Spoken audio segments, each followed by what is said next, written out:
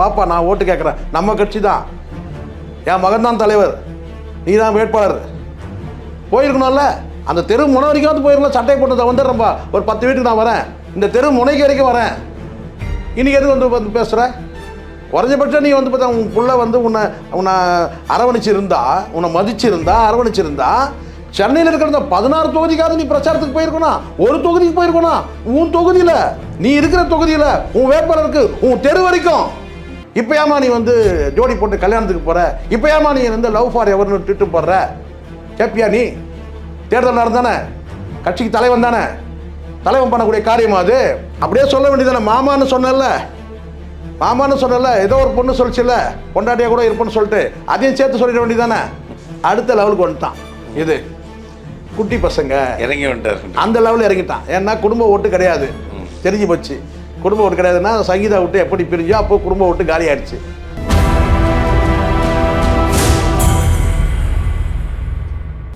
நியூஸ்மைட் நேயர்களுக்கு வணக்கம். இன்றைய நேரில் நம்மோடு இணைந்திருக்கிறார் மூத்த ஊடகர் திரு விஜயகுமார் அவர்கள். சார் வணக்கம். வணக்கம் சார். வணக்கம். ஒரு அறிக்கை விட்டிருக்காரு, நாளை நடக்கும் இந்த ஒற்றை விரல் புரட்சிக்கு ஆதரவாக மக்கள் வந்து ஓட்டு போடுங்க. ஏன் இவ்வளோ நாள் சொல்ல ஊழல் கட்சிகளை நான் சொல்ல இவ்வளோ நாள் இவன் தான் எங்கே போயிருந்தாங்க? நேற்றைய தினம் வந்து பார்த்தீங்கன்னா வந்து ஒரு வேட்பாளர் வந்து டிவிகே வேட்பாளர் வந்து கீழே வந்து பார்த்தீங்கன்னா வந்து வாக்கு கேட்குறான். நீ வெளியில் வந்துட்டு பார்த்தீங்கன்னா அவன் கூட தெருமுனை வரைக்கும் நடந்துருக்குவானா இவன்? நான் கேட்குறேன். யாரை? இந்த எஸ்எஸ்சி தான் கேட்குறேன். உங்கள் வீட்டில் வந்து உங்கள் வீட்டு வாசல் வரைக்கும் வரான்ல, அதே தாவேக்கா வேட்பாளர் தானே வரான். அவன் கீழே இருந்து கை காட்டுறான், நீ மேலே இருந்து டவலை போட்டு துண்டு போட்டுக்கிட்டு மேலே இருந்து கையை காட்டுற. நான் கேட்குறேன், உள்ளபடியே நீ அந்த தெரு வரைக்கும் நடந்து போயிருக்கோனா? வாப்பா நான் ஓட்டு கேட்குறேன், நம்ம கட்சி தான், என் மகன் தான் தலைவர், நீ தான் வேட்பாளர். போயிருக்கணும்ல, அந்த தெரு முனை வரைக்கும் வந்து போயிருக்கலாம். சட்டை போட்டு வந்துடுறேன்பா, ஒரு 10 வீட்டுக்கு நான் வரேன், இந்த தெரு முனைக்கு வரைக்கும் வரேன். இன்றைக்கி எதுக்கு வந்து பேசுகிற? இப்போ புரியுதுங்களா? எதுக்குன்னா இவ்வளோ பிரச்சாரம் இருக்குன்னா வந்து அவங்க அம்மா அப்பா கூட ஓட்டு போட மாட்டாங்கன்னு ஒரு பேச்சு இருக்குது. எது அப்படி ஒரு தாக்கு ஓடுதில்ல. விஜய்க்கு அவங்க குடும்பத்தோட ஓட்டே கிடையாது, அதெல்லாம் இல்லை எங்கள் குடும்பம் நாங்கள் ஓட்டு விஜய்க்கு தான் போடுறோன்னு சொல்கிறதுக்காக பேசுகிறது தான் இது. என்னைக்கு வந்து பேசுகிற? குறைஞ்சபட்சம் நீ வந்து பார்த்தா உன் புள்ள வந்து உன்னை அரவணைச்சிருந்தா, உன்னை மதிச்சிருந்தா, அரவணைச்சிருந்தா, சென்னையில் இருக்கிற 16 தொகுதிக்காவது நீ பிரச்சாரத்துக்கு போயிருக்கணும். ஒரு தொகுதிக்கு போயிருக்கணும். உன் தொகுதியில், நீ இருக்கிற தொகுதியில், உன் வேட்பாளருக்கு, உன் தெரு வரைக்கும் உட்காந்துன்னு வந்து காலை ஆட்டிக்கின்னு உட்காந்துட்டு கன உலகத்தில் சிஎம்மோட அப்பான்ற நினைப்பில் வந்து இருந்துட்டு இப்போ கடைசியாக வந்து பார்த்தீங்கன்னா மீடியாவில் வந்து உட்காந்துக்கிட்டு கதை அளக்கிறேன். என்னென்ன கதைலாம் அளக்கிறேன் நம்ம பார்த்துட்டு தானே இருக்கிறோம். ஆனால் நீ பேச பேச எங்கள் கண்ணுலாம் எப்படி இருக்க போகுதுன்னு கேட்டால், விஜய் வந்து பார்த்தீங்கன்னா ஸ்ரீவித்யா முதுகுக்கு வந்து சோப் போட்ட கதை தான் ஓடுது. அந்த கதை தான் எங்கள் மைண்டில் அதான் போகுது. வருங்கால சிஎம் பற்றி வருங்கால சிஎம் எப்படி இருந்தாலும் வந்து பார்த்தீங்கன்னா ஸ்ரீவித்யாவுக்கு முதுகில் சோப் போட விட்டான், நல்ல வேலை அந்த அம்மா செத்து போயிட்டாங்க. சங்கவி இருக்கிறாங்க, அவங்க முதுகும் சோப் போட்ட ஆள் தான். இல்லை யோசிக்கிறேன், எல்லாம் ஒரு ஆள் பேசுகிறான்னு கேட்டினா டிஎம்கே தான் வந்து பார்த்தீங்கன்னா வந்து இப்போ ஏன் வந்து டைவர்ஸ் பண்ணுறாங்க, அப்போ ஏன் டைவர்ஸ் பண்ணுறாங்க? இவன் ஒரு ஒழுங்கான ஒரு நல்ல ஒரு தரமான ஒரு குடும்பத்தை சேர்ந்த ஒரு பெரிய மனிதன், ஒரு நல்ல ஒரு மாமனார் இருந்தால் இந்நேரம் குடும்பம் செதறாமல் நீ வந்து பார்த்தீங்கன்னா பாதுகாத்துருக்கணும். மாமனார் ரோலை நீ பண்ணியிருக்கணும். நீ வந்து இப்போ பேசுகிற இப்போ ஏன் டைவர்ஸ் கேஸ் வருதுன்னு இப்போ வந்து இன்னும் கொஞ்சம் நெய்யை ஊற்றுற, எண்ணெயை ஊற்றுற. இது சங்கீதா வந்து இப்போ ஏன் வந்து டைவர்ஸ் பண்ணுறாங்க, இப்போ ஏன் இந்த பிரச்சனை வருது, இப்போ ஏன் பண்ணுறாங்க? நான் அறிவு இருக்கான்னு யாரை போய் கேட்கணும்? திரிஷாவை போய் கேட்கணும்.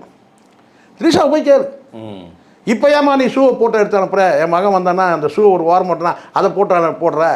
இப்போ ஏமா நீ வந்து பார்த்தீங்கன்னா வந்து தனி விமானத்தில் போகிற? இப்போ ஏமா நீ வந்து ஜோடி போட்டு கல்யாணத்துக்கு போகிற? இப்போ ஏமா நீ வந்து லவ் ஃபார் எவர்னு ட்விட்டு போடுற? கேப்பியா நீ? தேர்தல் நடந்தானே, கட்சிக்கு தலைவன் தானே, தலைவன் பண்ணக்கூடிய காரியமா அது? ஏதாவது ஒரு இடத்துல ஒரு நியாயம் நீ பேசுனியா? 1 மணி நேரம் நேர்காணல் நீ கொடுக்குற, ஏதாவது ஒரு நியாயம், ஒரு மனசாட்சிக்கு உறுத்துற ஒரு செய்தி இது இந்த என் மகன் இதை செய்திருக்க கூடாது சொல்ல முடியுமா? நீ சொல்ல முடியுமா? அவனுக்கு நீ நியாயவாதியாக இருந்தால் நீ சொல்லுவேன். ஒரு வார்த்தை, ஒரு லைன், இது வந்து என் மகன் இதை செய்திருக்க கூடாது பேசுனியா நீ? அப்புறம் என்னடா நீ ஒரு பெரிய மனுஷன்? ஒட்டு வந்தவன் விஜய் வயசாகிட்டா பெரிய மனுஷன் கிடையாது சார். நிறைய பேர் அப்படி நினச்சிருக்கலாம். அதை முதல்ல மாற்றிக்கணும். வயசாகிட்டா பெரிய மனுஷன் கிடையாது. அதுக்கேற்ற புத்தியும் அதுக்கேற்ற வந்து இதயமும் மாறணும். இந்த தோல் சுருங்குது. ஏன் சுருங்குது? 10 வயசில் இந்த தோல் கிடையாது, 20 வயசில் இந்த தோல் கிடையாது, 30 வயசில் இந்த 40 வயசு 50 வயசு இந்த தோல் கிடையாது. ஆனால் 60 நோக்கி நகரும் போது இந்த தோல் சுருங்குது பார்த்தீங்களா? அதே மாதிரி தான் வந்து இதயம் கூட எல்லாமே வந்து சுருங்கும். அப்போது அதுக்கேற்ற பக்குவம் வேணும். நீ பேசுகிறது வந்து இப்போ பொறுக்கித்தனமாக பேசக்கூடாது, பொறுப்பாக பேசணும். ஒரு குடும்பம் குருவி குடும்பம் மாதிரி செதறுது, உன் முகத்தில் கொஞ்சமாவது அந்த వ్యసனம் இருக்கா? நமக்கு பதைக்குது. அழகான அம்மா அப்பா, அழகான குழந்தைகள், நல்ல ஒரு குடும்பம் உடஞ்சி செதறுது அவனுக்குள்ள அடிப்படை கெட்ட பழக்கங்களால். முழுக்க இதுதான் உண்மை. அதுதான் 35 கோடிக்கு கொடுத்து செட்டில் பணம் வாங்க பேசுறீங்க. என்னங்க பேசிட்டீங்க நீங்கள்? பொறுப்பாக பேசுறீங்கன்னா நீங்கள் அவனை மாதிரி பேசிட்டீங்க. நீங்கள் எஸ்எஸ்சி மாதிரி 35 கோடி கொடுத்துட்டா, 35 கோடி கொடுத்துட்டா மனைவின்ற விலைக்கு வாங்குற பொருளா? எனக்கு புரியல, சொல்லுங்கள். 350 கோடி கொடுத்து நீங்கள் வாங்க முடியுமா? பல 100 கோடி, பல 1000 கோடி வச்சிருந்த கூட பார்த்தீங்கன்னா பொண்டாட்டி செத்து அடுத்த ஒரு 2 மாதம் 6 மாதம் செத்து போயிடுறான். ஏன்? பணம் பெருசா? மனைவின்ற உறவு எப்படிப்பட்ட உறவு தெரியுமா? 35 கோடியில் முடிவு பண்ணுறான். பணம் பெருசா சார்? இங்கே விலை கொடுத்து வாங்க முடியாத பல விஷயங்கள் இருக்குது சார். அதெல்லாம் சொன்னால் புரியாது. விலை கொடுத்து வாங்க முடியாத பல விஷயங்கள் இருக்குது. எல்லாத்தையும் விலை கொடுத்து வாங்கிட முடியாது. பர்சனல் நீதி, அதாவது அவங்க குடும்பத்தில் நீதியாக பணம் கொடுத்து வாங்குறாரு. ஆனால் மக்கள் முன்னாடி இன்னைக்கு ஒரு நீதி கேட்டார். நெஞ்சு உருகி மக்களே நீங்கள் தான் நீதி கொடுக்கணும், என்ன நீதினா உங்களுக்கே தெரியும் அப்படி நீதி கேட்டாரு. உங்க அண்ணனாக, தம்பியாக. விஜயகாந்த் பேசாத பேச்சா சார்? என்னையா காசு காசு காசு காசு, செத்தா எங்கேயா கொண்டு போக போகிறோம், என்னத்தையா கொண்டு போகிறோம், என்னையா காசு காசு காசு காசு காசு. ஆனால் அவர் தான் என்ன செஞ்சார்? இது அதிமுக கூட்டணி வைக்கும்போது காசு வாங்கினார். விஜயகாந்த் நல்ல மனுஷன்லாம் வேறு, தனிப்பட்ட முறையில் சோறு போட்டார், குழம்பு ஊற்றினார், ரசம் ஊற்றினார்லாம் வேறு. விஜயகாந்த் மேடையில் பேசுகிற வசனம் என்னையா காசு காசு காசு, பணம் காசு காசு, போகும்போது எதையா கொண்டு போக போகிறோம். கரெக்ட். எல்லாரும் நிறைய பேர் இந்த வசனத்தை பேசியிருக்காங்க. இது கொஞ்ச நாள் முன்னாடி ரஜினி கூட சொன்னார். இதெல்லாம் சொன்னால் தான் நம்ம ஆவாதம் ஆயிரும். இந்த கர்மம் இதெல்லாம் தான் ஞாபகம் இருக்குது நமக்கும். இந்த பணத்தை பார்த்தாலே எனக்கு வெறுப்பாக இருக்குன்னு சொன்னார். சரி விட்டுட்டு போயிடு, எல்லாத்தையும் விட்டுட்டு போயிடு. விட்டுட்டு எங்கேயாவது வந்து பார்த்தீங்கன்னா வந்து ஒரு துண்டு எடுத்துகிட்டு, ஒரு மஞ்சப்பை எடுத்துகிட்டு, இது மாற்று துணி ஒன்று எடுத்துகிட்டு போயிடு கோயில் குழம்புன்னு. இன்றைக்கும் நீ வந்து நடிக்கிறன்னா அது உழைப்பு ஒரு பக்கம் இருந்தாலும் அந்த உழைப்புக்கான அந்த ஊதியத்தை வாங்கின்னு தான் நீங்கள் நடிக்கிறீங்க. அப்புறம் நீங்கள் பணம் பார்த்தாலே வெறுப்பாக இருக்குன்னு சொன்னால் எப்படி சார் இருக்கும்? சொல்லுங்கள். அது இல்லாதவங்க வந்து எப்படி இருக்குன்னு கேட்குறவங்க. தினம் பணத்துக்காக நான் வந்து குடும்பத்தில் வந்து பார்த்தீங்கன்னா புருஷன் முன்னாடி சந்திக்கிற நேரம் கூட குறைவாக இருக்குது. வாழ்க்கையே வந்து புருஷன் முன்னாடி சந்திக்கிற நேரமே குறைவான். அவன் நைட் டியூட்டி போகிறான், இவன் டே டியூட்டி போகிறாங்க. அவன் டே டியூட்டி போனால் இவன் நைட் டியூட்டி போகிறான். அப்படி பண்ணால் தான் அவன் வாடகை கொடுக்க முடியும், சோறு தின்ன முடியும். இதான் நிலமை. அப்படி உழைச்சா தான் வீட்டு வாடகை தர முடியும், சோறும் சாப்பிட முடியும். ஒருத்தர் மட்டும் வேலைக்கு போனால் வாடகை தர முடியும், சோறு கிடைக்காது. அப்போ எப்படி இருக்கும் அவங்களுக்கு? எப்படி இருக்கும் அது கேட்கும்போது? அதனால் இதெல்லாம் இந்த தத்துவம், இந்த பேச்செல்லாம் வந்து வேஸ்ட்டு. விஜயகாந்த் பேசாத பேச்சு கிடையாது. விஜயகாந்துக்கு மண்ணை கவு வச்சாங்க, விஜயகாந்துக்கு டெபாசிட் போச்சு. அதனால் வந்து பார்த்தீங்கன்னா விஜயகாந்த் இத்தனைக்கும் பல பேருக்கு வந்து வாழ்க்கைக்கு வழிகாட்டினவர். இந்த விஜய்க்கே வந்து பார்த்தீங்கன்னா அவர் தான் வாழ்க்கைக்கு வழிகாட்டினார். இந்த எஸ்எஸ்சிக்கு அவர் தான் வாழ்க்கைக்கு வழிகாட்டினார். அப்படிப்பட்ட பல பேருக்கு வந்து பார்த்தீங்கன்னா கொடைவள்ளல்னு பேர் எடுத்தவர். சினிமாவில் இருக்கிற பல பேருக்கு வந்து ஒரு துண்டு சீட்டு மூலமாக பார்த்தீங்கன்னா மெடிக்கல் காலேஜ் சீட் வாங்கி கொடுத்தவர். ஒரே ஒரு துண்டு பேப்பரில் சைன் பண்ணி அனுப்பி காலேஜ் சீட் வாங்கி கொடுக்க சொன்னவர். எல்லாம் பண்ண விஜயகாந்தை டெபாசிட் காலியாச்சு. காமராஜர் எடுத்துங்க, படுத்துக்கிட்டே ஜெயிப்பண்ணார். காமராஜர் வந்து பள்ளிக்கூடத்தில் பிள்ளைகளுக்கு கல்வி பசி மட்டுமே கிடையாது, உடல் பசி, அதாவது கேட்டால் வயிற்று பசி இருந்ததுன்னா மண்டையில் வந்து பார்த்தீங்கன்னா அந்த கல்வி ஏறாதுன்றதுக்காகவே மதிய உணவு திட்டத்தை கொண்டு வந்து அத்தனை பிள்ளைகளுக்கும் வந்து பார்த்தீங்கன்னா வந்து பல குடும்பங்கள் அந்த தட்டாக வாங்கி போய்ட்டு பார்த்தீங்கன்னா இரவு சாப்பாடு அந்த கோதுமை சாப்பாடை சாப்பிட்ட காலம் இருக்குது. அதெல்லாம் சாப்பிட்டு வளர்ந்த உடம்பு எப்படி இருப்பாருமா, சும்மா கில்லு. காமராஜர் போட்ட சாப்பாடு இது. அதுக்கப்புறம் எம்ஜிஆர் போட்ட சத்துணவெல்லாம் நாங்கள் சாப்பிடல, அதுக்கப்புறம் அடுத்த தலைமுறை சாப்பிட்டோம். ஆனால் வந்து நாங்கள் வந்து பள்ளிக்கூடம் படிக்கும் எங்களுடைய வந்து பார்த்தீங்கன்னா அந்த கோதுமை சாப்பாடு சாப்பிட்ட உடம்பு இது. அது கருப்பு கேனில் அடைக்கப்பட்டு வரும், கொதிக்க எடுத்து வெளியே கொட்டுவாங்க. அப்படி வந்து அந்த காமராஜரை விருதுநகரில் ஒரு 20 வயசு பையன் வந்து தோக்கடிச்சான். 25 வயசு பையன் வந்து சீனிவாசன்றவன் தோக்கடிச்சாங்க. படுத்துக்கிட்டே ஜெயிப்பன்னு சொன்னார் காமராஜர். அந்த காமராஜர் எவ்வளவு திட்டங்கள் சார் அவர் நினச்சா வந்து பார்த்தீங்கன்னா வந்து உங்களுக்கு கூப்பிட்டு கேட்குறாங்க, உங்களுக்கு பிரசிடென்ட் ஆஃப் இந்தியா பதவி வேணுமா, அல்லது நீங்கள் கேட்குற மாதிரி தமிழ்நாட்டுக்கு வந்து கேட்குற திட்டங்கள் வேணுமா, நீங்கள் என்ன திட்டம் சொல்கிறீங்களோ நான் உங்களுக்கு தரேன். பல திட்டங்கள் இருக்குது.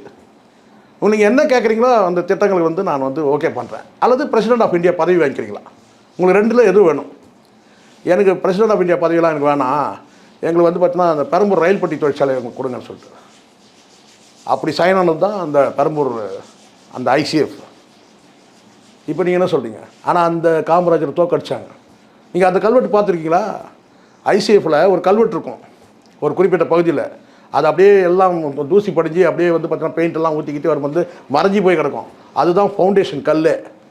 காமராஜர் ஓப்பன் பண்ணியிருப்பார் 1950 ஆர் நினைக்கிறேன். அது காமராஜர் வந்து காமராஜர் சென்ட்ரல் மினிஸ்டர் வந்து எல்லாம் ஓப்பன் பண்ணியிருப்பாங்க. ஃபேக்ட்ரி வேணுமா, பிரசிடென்ட் ஆஃப் இந்தியா வேணுமா, எனக்கு வந்து பிரசிடென்ட் ஆஃப் இன்றைக்கி யாருன்னா கேட்க முடியும் அந்த மாதிரி. எது இருக்கிற ஃபேக்ட்ரியெலாம் நீ எடுத்துக்கணும், எதோ எடுத்து நீங்கள் வேறு எங்கன்னா பஞ்சாப் ஹரியானா எங்கன்னா அனுப்பிடுங்க, எனக்கு பிரசிடென்ட் ஆஃப் இந்தியா பதவி கொடுங்கன்னு கேட்பாங்க. இதானே? ஆனால் அப்படிப்பட்ட காமராஜர் தோக்கடிச்சவனுங்க விருதுநகரில். இவர் யார்? இவர் யார்? மக்கள் முன்னாடி நீதி கேட்டிருக்காரு, கிழிச்சாரு நீதி. முதல்ல இவங்ககிட்ட இருந்து பாதுகாப்பு போகணும் சார், முதல்ல இவங்ககிட்ட இருந்து நீதி போகணும் மக்களுக்கு. நான் உங்க தம்பி அப்படியே சொல்ல வேண்டியதானே. மாமான்னு சொன்னல, ஏதோ ஒரு பொண்ணு சொல்லிச்சுல்ல, பொண்டாட்டியா கூட இருப்பேன்னு சொல்லிட்டு அதையும் சேர்த்து சொல்லிட வேண்டியதானே. நீங்கள் மனசு நினைக்கிறீங்களா என் புருஷன்னு சொல்லுவான்னு சொல்லிட்டு? நான் அப்படி சொல்லலை. மாமான்னு சொல்லிட்டேன். பிரச்சாரம் பண்ணுற புத்தியை பாரு. குழந்தைங்க வந்து சாக்லேட் கேட்பீங்கள்ல உங்கள் வீட்டில், அது மாதிரி அவனுடைய சிந்தனை எப்படி இருக்குது பார்த்தீங்களா? அந்த சிந்தனை பாருங்களேன், ஏதோ ஒரு பிராட் மைண்டாக இருக்கா பாருங்களேன். குட்டி குட்டி பசங்கள்லாம் நீங்கள் என்ன பண்ணுங்கள், உங்கள் அம்மா அப்பா கிட்ட சொல்லி எனக்கு வந்து மாமாவுக்கு ஓட்டு போட சொல்லுங்கள். புத்தி எப்படி இருக்கு பாருங்கள். ஏன்னா அவன் சொல்கிறதுல புரிஞ்சிச்சு அவங்களுக்கு, அவன் சொல்கிறது புரியல உங்களுக்கு. அடுத்த லெவலுக்கு வந்துட்டான். குட்டி பசங்க இறங்கி வந்துட்டார், அந்த லெவலில் இறங்கிட்டான். ஏன்னா குடும்ப ஓட்டு கிடையாது, தெரிஞ்சு போச்சு. குடும்ப ஓட்டு கிடையாதுன்னா சங்கீதா விட்டு எப்படி பிரிஞ்சோ அப்போ குடும்ப ஓட்டு காலி ஆயிடுச்சு. அடுத்த குட்டி பசங்க இருக்கல, அவங்க மூலமாக நம்ம வந்து கேட்போம். நீங்கள் சாக்லேட் கொடுக்குற மாதிரி பசங்க கேட்பாங்கண்ணா. பல பசங்களுக்கு வந்து பார்த்தீங்கன்னா தேர்தல் நடக்கிறதே தெரியாது. என்னமோ தேர்தல்னால் என்ன புரிதல் கூட கிடையாது. தேர்தல்னால் என்னன்னே தெரியாது. அதுக்கிட்ட போயிட்டு எனக்கு வந்து ஓட்டு போட சொல்லுங்கன்னு சொன்னால் நான் ஓட்டுலாம் என்னன்னு கேட்கும். அது முதல்ல தாவேக்கான்னு கத்துனாவே 500 ரூபாய் குட்டி பசங்களுக்கு கொடுத்துருக்காங்க. காணொலியெல்லாம் பார்த்துருக்கீங்க சார். அதுதான் இதெல்லாம் வந்து பணத்தை இறக்கி மூட்டையை இறக்கி அவன் பிரச்சாரம் பண்ணுறான். அதை வந்து பணப்பட்டுவாடெல்லாம் வந்து பார்த்தீங்கன்னா வந்து போலீஸ் தீவிரமாக பிடிக்கிறாங்க. அதெல்லாம் நீங்கள் ஒரு 5000 பேர் காசு கொடுத்தா அதெல்லாம் ஜெயிக்க முடியாது சார். மக்கள்கிட்ட ஒரு ரிஜிஸ்ட்ரேஷன் ஆகிடுச்சு சார். இன்னாருக்கு தான் வந்து வாக்களிக்கணுன்றது முடிவாயிடுச்சு. சும்மா இவன் பேஸ்லெஸ் பிரச்சாரங்கள். நான் கேட்டால் என்னை கேட்டால் வந்து ரொம்ப சரியான பார்வையில் நான் சொன்னேன்னா 2 ஆண்டு காலம் அவகாசம் இருந்தது கோட்டை விட்ட. கடைசியாக ஒரு 34 தொகுதி கூட நீ போகலை. அதனால் நீங்கள் வந்து அதை பேசுகிறதுக்கு எதுவும் கிடையாது. அதை கடைசியாக வந்து இப்போ என்ன செய்யணும் கேட்டால் வந்து கர்ஜிக்கிற வந்து பண்ணுறாங்க. உள்ளபடியே நீ வந்து இது மாதிரி வந்து கர்ஜிக்கும் போது, கத்தும் போது, கதறும் போது அங்கே ஒரு நிசப்தம் நிலவணும், நியாயமாக அமைதி இருக்கணும். ஆனால் அங்கே யாராவது அமைதியாக இருந்தாங்களா? நீ வந்து பார்த்தீங்கன்னா நீ ஒரு பக்கம் வந்து ஒரு உருக்கத்தோட ஒரு வேதனையோட குமுறும் போது அப்படி நீ ஆக்ட் பண்ணுற இல்லையா, கண்ணுக்கிட்டலாம் அப்படியே இப்போ வந்து அப்படியே செவனை ஆக்கிட்டு அது ஆகலை, அப்படியே முழிக்கிறல்ல, அப்படி பண்ணுறல்ல, சினிமாவில் பேசுகிற மாதிரி வசனங்கள் பேசுகிறல்ல, அந்த வசனத்துக்கெல்லாம் அந்த இடத்துல நிசப்தமாக இருக்கணும் இல்லையா? இப்போ தேட்டர்லேயே கூட நீங்கள் ஒரு உருக்கமான சீனு வந்து பேசும்போது அப்போ நீங்கள் வந்து தேட்டரில் வந்து அமைதி இருக்கும். இங்கே வந்து பார்த்தீங்கன்னா அதுக்கும் குதிக்குதுங்க. என்ன பேசுகிறேன்றது கூட தெரியாமல் வந்து கத்துறத கும்மாளம் போகிறத நம்ம பார்க்குறோம். அப்போ நீ பேசுகிறத சீரியஸாக எடுத்துக்கவே இல்லை. நேற்றைய தினம் நான் பார்த்தேன் சார். நான் நேரடியாகவே நான் வந்து களத்தில் நான் பார்க்குறதுக்காக போகல, ஒரு மீடியாவில் வந்து பேசுறதுக்காக நான் போயிட்டுருக்கிறேன். எதிர்க்க வந்து பேசிட்டு வரான். வாகனத்தில் வரும்போது பார்த்தீங்கன்னா அங்கே திடீர்னு ஒரு கூட்டம் எப்படி கிரியேட் ஆகுதுன்னா, வராருன்றது முன்னாடியே போலீஸ் வந்து பார்த்தீங்கன்னா அங்கே வந்து பாதுகாப்பு ஏற்பாடு பண்ணும்போது என்னங்கன்னு கேட்குறாங்க. சொல்லணும்னா அப்போ என்ன செய்யணும்னா இந்த கடையில் வேலை செய்கிற பசங்க, இந்த கம்பெனியில் வேலை செய்கிற பசங்க, மேலே இருக்கிற அங்கே இருக்கிறவங்க எல்லாம் வந்து அந்த வழிநடுக்கும் அங்கே நிற்கிறாங்க. அவ்வளோதான் காரணம்னா போலீஸ் ஏற்பாடு அந்த பாதுகாப்பு ஏற்பாடு பண்ணும்போது எந்த தலைவரும் இப்போ வராங்கன்னா தலைவர்களுக்கு கிஃப்டெல்லாம் கொடுக்குறாங்க இல்லையா, புத்தகங்கள் அப்படியே சால்வை இதெல்லாம் கொடுக்குறாங்க. வித்தியாசமா டெடி பேர், சாக்லேட் சார். அது யாருக்கு என்ன கொடுக்கணும்னு இருக்குது சார், புரியுதுங்களா சொல்கிறது? இப்போ ஒரு அறிவார்ந்த நபராக இருந்தால் அவருக்கு என்ன செய்வாங்க, ஒரு புத்தகங்கள் கொடுப்பாங்க. அவர் நிறைய புத்தகங்கள் படிக்கிறவராக இருப்பார். அப்போ அவருக்கு வந்து பார்த்தீங்கன்னா எது வந்து கொடுக்கணுமோ புத்தகம் கொடுப்பாங்க. அறிவார்ந்த நபர் கொடுப்பாங்க. ஒரு சிலருக்கு சால்வை கொடுப்பாங்க. சரிங்களா? வந்து என்ன கொடுப்பாங்க, இந்த டெடி பேர், இந்த மாதிரி இந்த இந்த விடலை பிள்ளைகள், இந்த அதான் விசிலடிச்சாங்குஞ்சிகள், அவங்க என்ன தருவாங்க? இதானே தர முடியும். நீங்கள் பாருங்களேன். இல்லைனா யாராவது வந்து பார்த்தீங்கன்னா ஒரு தர்பீஸ் பழத்தை தூக்கி வீசுவானுங்களா? பரிதாபங்களை போட்டு கிழிக்கிறானுங்க பாருங்கள். இது அவ்வளோ பேர் தர்பீஸை தூக்கி போட்டுனா அவன் வந்து கேட்ச் பிடிக்க முடியுமா? ஒரு பால் கேட்ச் பிடிக்கலாம் சார், தர்பீஸை பிடிக்க முடியுமா? அவன் பார்த்து தானே இருக்கிறோம். ஒரு பாட்டுறதுக்கு என்ன ஒன்று நடக்கவே இல்லை சார். இது எல்லாரும் எதிர்பார்த்தது என்னன்னா அதை முறியடிச்சிட்டாங்க. Social media முறியடிச்சாங்க. அதுதான் இங்கே ரொம்ப ரொம்ப ஹைலைட்டான விஷயம். என்னென்னா மூமெண்ட் எல்லாத்தையும் பார்த்துட்டே வந்து ரொம்ப உஷாராக எச்சரிக்கையாகி அது வந்து ரொம்ப கவனமாக வந்து பார்த்தீங்கன்னா மீடியாக்கள் அதை கவனமாக எடுத்துக்கிட்டு கடைசியாக போடக்கூடிய சீன் என்னன்னு கேட்டிங்கன்னா, அடிபட்டு ஹாஸ்பிட்டலில் படுத்துட்டு இருக்கிற மாதிரி. இதுதான் ஒரு கடைசி பிளானு. உடனே அது ஒளி விளக்கு படத்தில் வரக்கூடிய அந்த பாட்டு வந்து இறைவா உன் காலடியில் அப்படின்னு ஒரு பாட்டு இருக்கு இல்லையா, ஒளி விளக்கு படத்தில். அந்த மாதிரி ஒரு பாட்டெல்லாம் கிரியேட் பண்ணி சீனை ஓட்டான்னு பார்த்தானுங்க. ஏற்கனவே வந்து அவன் பவன் கல்யாண் அந்த காட்டின சீன் தான். இங்கே துணை முதலமைச்சர் வந்து பவன் கல்யாண் வந்து நிறைய சீன் அந்த மாதிரி காட்டியிருக்கிறாரு. அதை ஃபாலோ பண்ணலான்னு நினச்சாங்க. சரிங்களா சொல்லுது? அது கடைசி கிளைமேக்ஸ் அது நடக்கணும். ஆனால் அது நடக்கலை. அந்த வருத்தம் தெரியுது. ஏன்னா நம்ம காட்டக்கூடிய அத்தனை சீன்களையுமே அடுத்தடுத்து உடைக்கிறானுங்க இவனுங்க. அப்படின்போது கடைசியாக இந்த சீன் காட்ட போகிறாருன்றதை முன்கூட்டியே சொல்லிட்டாங்க. கடைசியாக தாக்கப்பட்டு வந்து மருத்துவமனையில் சிகிச்சைக்காக அனுமதிக்கப்பட்டிருக்கிறார், ஐசியூவில் அனுமதிக்கப்பட்டிருக்கிறார்னு ஒரு சீன் கிரியேட் ஆகணும். அப்புறம் அது நாளைக்கு நடக்குமான்னு தெரியல எனக்கு. பட் இன்றைக்கி வந்து பிரச்சாரத்துக்கு முன்னாடி அது வந்து அந்த மாதிரி நடக்கும். அந்த மாதிரி எதுவும் நடக்காமல் வந்து பார்த்தீங்கன்னா வந்து பாதுகாப்பாக வந்து பார்த்தீங்கன்னா வந்து பாதுகாப்பில் கவனம் செலுத்துகிறாங்க. காவல்துறைக்கு நம்ம நன்றி சொல்லணும். வந்து இந்த பிரச்சார பயணத்தில் வந்து மக்களை காப்பாற்றிய காவல்துறைக்கு நன்றி சொல்லணும். அது ஒன்றும் பிரச்சாரம் ஆகாது இல்லை. நம்ம வந்து யாருக்கு நீங்கள் வாக்களிக்கிறது உங்கள் இஷ்டம். இது நம்ம பேசுறது கடமை, நம்ம பேசுகிறோம். ஆனால் காவல்துறைக்கு நம்ம நன்றி சொல்லணும். வந்து சொல்ல மாட்டான், நாம் நன்றி சொல்லணும். பொதுமக்கள் நன்றி சொல்லணும். ஏன்னா அது அரசு காவல்துறையானா இருக்கட்டும், எலெக்ஷன் கமிஷன் காவல்துறையினா இருக்கட்டும், யாருன்னா. ஆனால் மக்களை காப்பாற்றியதற்கு காவல்துறைக்கு நன்றி. உங்கள் நேரத்துக்கு நன்றி சார்.